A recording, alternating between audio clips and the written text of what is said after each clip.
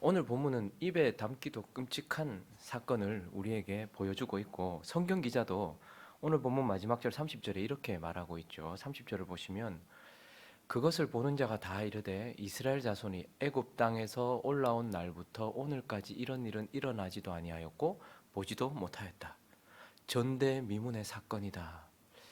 창세기 19장에서는 멸망받은 소돔과 고모라 땅에서는 이런 일이 일어날 뻔했었죠. 그런데 오늘 하나님의 약속의 땅에서 전대미문의 사건이 일어났다라고 성경 기자는 담담하게 표현하고 있습니다.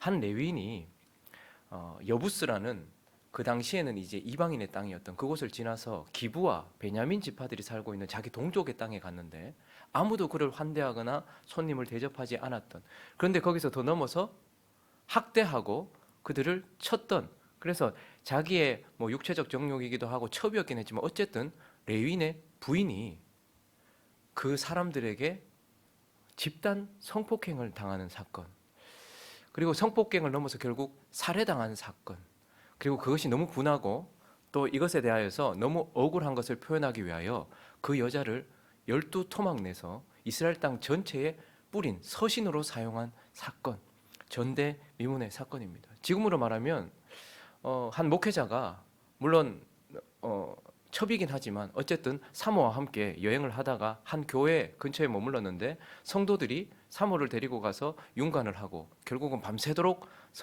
집단 성폭행을 하는 바람에 그 사모는 죽었다. 그리고 목사는 너무 화가 나서 이것을 전 교회에 자기 아내를 12토막 내서 전 교회에 뿌렸다. 이런 사건이죠. 정말 있을 수 없는 사건이 일어났고, 그러나 전체 공동체로 봐도 그렇지만 레위인 이 한 사람, 이름도 등장하지 않는 이 사람 입장에서 봤을 때는 정말 씻을 수 없고 영원히 잊을 수 없는 큰 재난과 같은 일이 그 사람의 삶 속에 일어났습니다. 물론 육체적인 사랑이었긴 했고 첩이었기는 했겠지만, 그러나 부인인데 성도들에 의하여서 집단 성폭행을 당하고 그리고 살해를 당하는 이런 일들, 우리는 이런 한 레위인의 모습 속에서 왜 그에게, 그리고 이 공동체에 이런 재난 같은 말도 안 되는, 도저히 이제 잊을 수도 없는 그러한 일이 일어나게 되었는가? 왜 그러한 삶에 끔찍한 재난과 같은 일이 일어나게 되었는가? 그 원인을 우리는 좀 찾아볼 필요가 있습니다. 그래서 오늘 본문 말씀을 통하여서 이 레위인의 삶 속에 나타난 재난과 같은 일의 원인을 한 두 가지 정도로 살펴보려고 하는데, 먼저는요, 타인, 다른 사람 때문이다라는 것을 보게 됩니다. 여러분, 오늘 이 끔찍한 사건이 이 현실이 되기 전까지에 있었던, 그 현실로 펼쳐지기 전까지 있었던 일들을 다시 한번 우리가 거슬러 올라가 보면 거기에는 결국 이 일을 만나게 될 수밖에 없게 했던 다른 이들, 타인들이 있다라는 것을 좀 보게 됩니다. 그래서 담담히 쭉 올라가 보면요, 이런 일이 있기 전, 이런 일을 만날 수밖에 없게 만들었던 타인 중에 하나는 물로 심판받은 노아 시대의 사람들과 똑같은 행태를 가지고 있었던 장인이 있었다라는 것을 우리는 좀 보게 돼요. 우리가 살펴보았지만 19장 8절을 보시면요, 이 장인이 다섯째 날까지도 아침에 일찍 일어나서 떠나고자 하는 그를 아버지가 이르되 청하노니 그대의 기력을 돋우고 해가 기울도록 머물라 함으로 두 사람이 함께 먹고, 그러니까 지금 노아의 때와 같이, 물로 심판받았던 노아의 때와 같은 행태를 그대로 보여주고 오직 먹고 마시고 시집가고 장가가는 것에만 몰두해 있는 육체의 삶을 따라가는 그러한 그 장인. 그리고 9절도 보시면요, 그 사람이 첩과 하인과 더불어 일어나 떠나고자 하매 그 장인 곧 그 여자의 아버지가 그에게 이르되 보라 이제 날이 저물어 가니 청하건대 이 밤도 유숙하라. 넷째 날까지도 머물렀는데 다섯째 날까지도 그러는 거예요. 해가 기울었느니라 그대는 여기서 유숙하여 그대의 마음을 즐겁게 하고 내일 일찍이 길을 가서 그의 집으로 돌아가라 하면서 계속해서 그를 붙들고 있는, 먹고 마시고 마음을 즐겁게 하는 이 땅의 육체의 삶, 이 땅에서 내 마음 편하게 하는 삶, 거기에만 오직 몰두해 있던, 물로 심판받았던 노아의 시대와 같은 그러한 상태를 보여주고 있는 장인이라는 타인이 그를 붙잡았기 때문에 결국은 3일째 떠났거나 아니면 해가 지기 전 좀 떠났으면 됐는데 그가 끝까지 4일째도 붙들고 5일째도 해가 질 때까지 붙드는 바람에 그렇게 되었던 것이죠.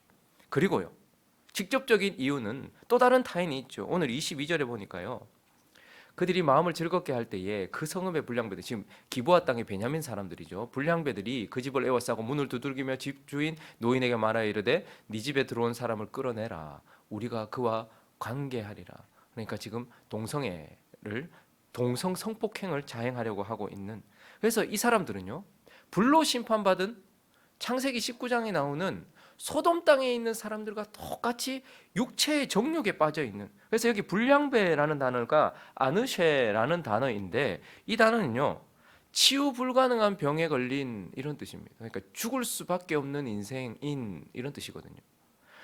그러니까 그의 장인은 물로 심판받은 노아의 때와 같이 육체적 삶에 매몰되어 있었고, 그리고 또 오늘 이 불량배들 아느쉐는 불로 심판받은 소돔 땅에 있는 사람들처럼 육체적 정욕의 뿌리를 바꿔서 도저히 치유 불가능한 삶을 살고 있는 그러한 타인들에 의하여서 이 레위인의 삶에 큰 재난이 찾아왔다라는 것을 보게 됩니다. 여러분, 우리의 삶 속에도요, 이 레위인의 장인과 같이 계속 우리의 육체적 삶에 우리를 몰두시키려고 우리를 붙잡고 있는 사람들이 있다는 것을 기억하십시오.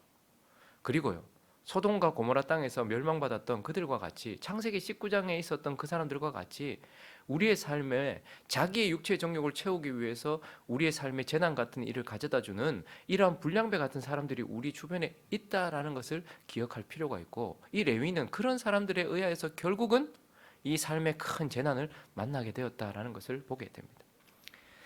자, 그리고 오늘 본문은 거기에서만 머물지 않고 진짜 이 레위인의 삶에 이러한 재난 같은 일이 찾아온 이유를, 원인을 우리에게 말하는데, 그 원인은 무엇입니까? 바로 나입니다. 나.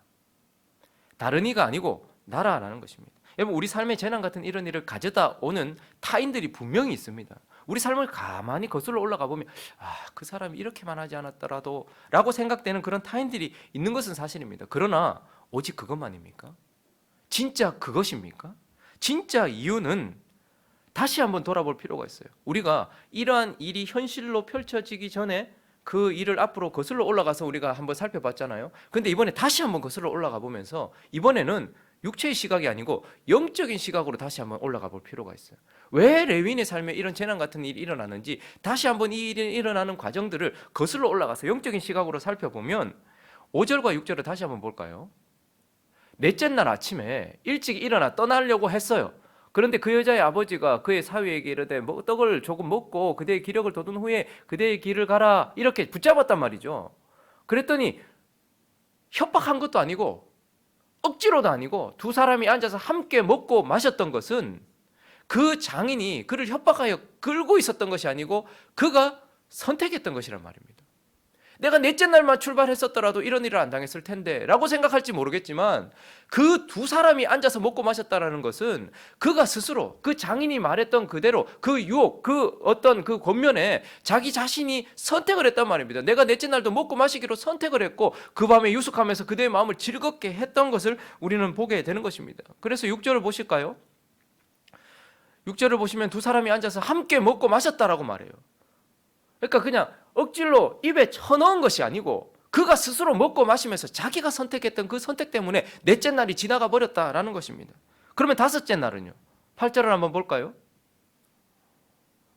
다섯째 날 아침에 일찍 이제 일어나려고 했죠. 그런데 여자의 아버지가 또 이르되 그대의 기력을 돋우고 해가 기울도록 머물라 함으로, 이건 협박이 아니었단 말입니다. 칼을 들이대면서 했던 말이 아니에요. 근데 두 사람이 또 함께 먹고 마셨단 말이에요. 다섯째 날도 아침 일찍 떠났으면 이런 밤을 맞이하지 않았을 텐데 그가 저녁 해가 기울도록 거기 앉았었던 이유도 결국은 자기의 선택이었다라는 것입니다. 그러니 우리는 장인이 우리를 붙잡은 것도 사실이지만 그 장인에게 붙잡힌 내가 있다라는 것을 영적인 시각으로 바라볼 필요가 있다라는 것이죠. 자, 그리고 물론 육체적 사랑이었고 첩이긴 했지만 그래도 아내 아닙니까? 그런데 그 아내가 이렇게 불량배들에게 윤관을 당하게 된 원인이 무엇입니까? 오늘 본문 25절은 정확하게 말해주고 있어요. 읽어볼까요? 시작. 무리가 듣지 아니하므로 그 사람이 자기 첩을 붙잡아 그들에게 밖으로 끌어냅니다. 그 첩이 강간을 당하도록, 집단 강간을 당하도록 끌어낸 사람이 누굽니까? 자기예요. 자기가 지켰으면 이런 일이 일어나지 않았을 것입니다. 어떻게든지 끝까지 붙잡고 어떻게든지 해보려고 했다면 이런 일이 일어나지 않았을 거예요. 그런데 그 가운데서 무리가 듣지 않으니까 그 사람, 자기가 자기 첩을 붙잡아서 그들에게 밖으로 끌어내버렸단 말입니다. 그래서 이것은 자신의 선택과 자신의 행위의 결과라는 것을 영적인 시각으로 올라가 보면 보인다는 것이죠. 그리고 사실 이 여인이 죽임당한 이유를 좀 더 거슬러 올라가 볼까요? 자기가 이 사람들에게 이 여자를 밀어내버렸기 때문에 그렇게 윤관을 당하고 살해를 당했죠. 그러나 좀 더 거슬러 올라가 보면 이 여자가 죽임당한 이유는 무엇입니까? 육체의 정욕을 이기지 못하고 이 젊은 여자를 자기의 첩으로 받아들인 자기 때문이에요. 자기가 이 여인을 끌어오지만 않았더라도, 첩으로 들이지만 않았더라도 이런 일은 없었을 거예요. 그리고 이 여자가 그 자기를 떠났잖아요. 그러면 그냥 내버려 뒀거나, 하나님께서 기뻐하시지 않나 보다, 그래서 이 여자가 떠났구나 하고 회개를 하고 그냥 그 여자 살 길을 놔뒀다면 아무 일도 일어나지 않았을 거예요. 그러나 진짜 근본적인 이유는 육체의 정욕을 이기지 못한 채 이 여인을 첩으로 들인 자기에게 있단 말입니다. 그리고 이 장인과 이 베냐민 사람들을 우리는 책망하게 돼요. 이 불량배 같은 인간들, 이 고침받을 수 없는 인간들, 이 장인, 이 육체에 빠진 이 장인, 그리고 육체의 정욕에 빠진 이러한 베냐민 사람들, 이렇게 욕하게 되겠지만 이 사람이 누굽니까? 레위인이에요. 좀 더 거슬러 올라가 보면, 영적인 시각으로 보면 이 사람들이 육체의 삶에 매몰되어 있고 육체적 정욕을 따라 사는 이유는 무엇입니까? 레위인 자신이 하나님의 말씀과 그 말씀을 가르쳐야 되는 사명을 떠났기 때문인 거예요. 여러분, 부록으로 우리에게 주어진 17장부터 21장까지는요 레위인들로 표현하지 않고 레위인 한 개인을 지금 소개하고 있어요. 그런데 한 레위인이 얼마나 큰 영향력을 미치는지를 하나님이 지금 담담하게 보여주고 계시는 것입니다. 요나단이라는 레위인과 지금 첩을 둔 이 레위인 한 사람이 지금 이스라엘 공동체 전체에 어떤 역할을 미치는지를 보여주고 있어요. 한 레위인 때문에 미가라는 집안 전체가 부패해요. 한 집안을 부패시켰단 말입니다. 그리고 이 한 레위인이요 단 지파, 한 지파 전체를 부패시켜요. 그리고 이 레위인이요 나중에는 12지파 전체가 전쟁이 일어나서 완전히 다 무너지게 만든다는 거예요. 그러니까 하나님은 많은 레위인들을 말하는 것이 아니라 한 레위인으로 공동체 전체가 무너지고 있는 책임을 보여주시면서 레위인들이 말씀을 가지고서 육체의 삶에 빠지지 않도록, 육체의 정욕을 따라 살지 않도록 말씀을 통하여 가르치고 그들이 그런 삶을 보여주고 그러한 삶을 집행하는 레위인들의 삶을 살았다면 이러한 백성들은 일어나지 않았을 것이란 말입니다. 그러니까 지금 하나님은 우리에게 뭘 보여주고 계시는 것입니까? 그 여인이 죽임당한 이유, 그리고 이러한 백성들이 일어나서 이러한 더러운 짓을, 전대미문의 사건을 터뜨리는 이유, 그리고 네 삶에 재난이 찾아온 이유는 영적으로 거슬러 올라가 보면 다 너다라고 말하고 있는 것이죠. 진짜 이유를 우리는 영적으로 바라볼 필요가 있는 것입니다. 그래서 결국은 분명히 육체를 따라 사는 삶, 육체의 정욕에 매몰되어서 사는 삶, 그러한 타인들이 우리 삶에 있어서 그러한 재난들에 일조하는 것은 사실이지만 근본적으로 올라가 보면 결국 내가 문제이고 내가 나를 부인하고 십자가를 지고 쫓아가지 않은 나의 문제라는 말입니다. 여러분, 레위인이라고 왜 돈이 안 좋았겠습니까? 좀 넓은 집에서 기업도 좀 해보면서 나도 내 꿈을 좀 펼치면서 그렇게 살고 싶지 않았겠습니까? 레위인이라고 육체의 정욕이 없겠습니까? 나도 그래, 여자 좀, 또 이런 여자 저런 여자 예쁜 여자들 들여다니면서 나도 그렇게 여자하고 놀고 싶, 그런 마음이 왜 없었겠습니까? 하나님이 천사 같은 사람들을 세워서 말씀을 맡기고 백성들에게 말씀을 가르치라고 한 것이 아니라 똑같은 성경을 가진 사람 레위인들에게 그것을 맡기셨던 것은 그들이 이들보다 나아서가 아니에요. 똑같아요. 그러나 문제는 무엇입니까? 이들이 자기를 부인하고 자기 십자가를 지고 살아야 되는 것이죠.